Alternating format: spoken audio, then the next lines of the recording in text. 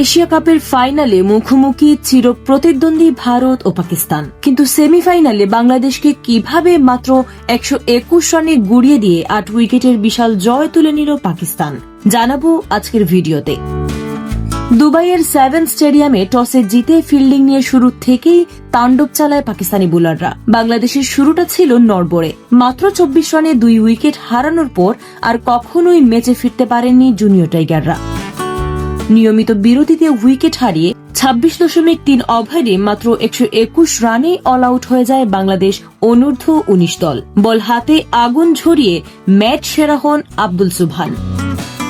জবাবে ব্যাট করতে নেমে ওপেনার হামজা জহুরকে শুরুতে হারালেও পাকিস্তানি ব্যাটারদের আগ্রাসী ব্যাটিংয়ে মাত্র 16.3 ওভারেই 2 উইকেট হারিয়ে জয়ের বন্ধুরে পৌঁছে যায় পাকিস্তান। আগামী রবিবার ফাইনালে ভারতের বিপক্ষে হাই ভোল্টেজ ম্যাচের আগে সেমিফাইনালে এমন দাপুটের জয় নিশ্চিতভাবেই পাকিস্তানের আত্মবিশ্বাস বাড়িয়ে দিয়েছে তুঙ্গে। তাই এখন পুরো ক্রিকেট বিশ্বের নজর রোববারের সেই মেগা ফাইনালের দিকে।